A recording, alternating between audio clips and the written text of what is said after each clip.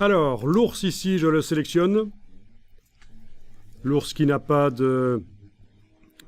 Ben oui, qui n'a pas de trait artistique sur lui. Hein. C'est une copie de ma vectorisation qui a été décomposée en fait. Et je vais enclencher une option qui permet de coloriser dans Illustrator des dessins aux traits complexes comme celui-ci. Parce que très longtemps, ça a été difficile de vectoriser des choses et puis de le mettre de la couleur sur la vectorisation. Quand les traits sont un peu dans tous les sens comme ça, avec des trous. Et donc, ils ont inventé un système qui s'appelle la peinture dynamique. Objet, peinture dynamique, créé. À ce moment-là, les traits vont aller dans un objet dynamique qui s'appelle peinture dynamique. Si je regarde dans la palette des calques, on va voir apparaître... Ah, elle est là. Et on va voir apparaître là un groupe de peinture dynamique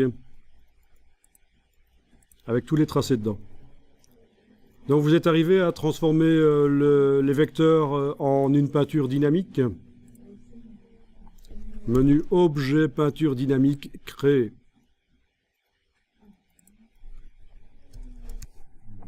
Oui, donc vous aviez un groupe de vecteurs et la peinture dynamique s'est créée à l'intérieur du groupe. C'est un espèce de sous-groupe spécial dynamique. Alors le principe, c'est qu'il va falloir aller chercher le sélecteur de zone pour la peinture dynamique. Ok, vous avez un outil concepteur de forme ici, et derrière, vous avez le pot de peinture. Alors, on peut détacher tout le sous-menu, en fait, là. Hein. Vous entrez là-dedans par l'outil de concepteur de forme, vous allez sur la barre verticale ici, et ça a détaché les outils. Vous avez ici le sélecteur de peinture dynamique. Quand vous survolez, vous devriez remarquer que on a des formes qui se mettent en surbrillance, comme ça. Quand vous cliquez, elle est sélectionnée avec cette espèce de trame.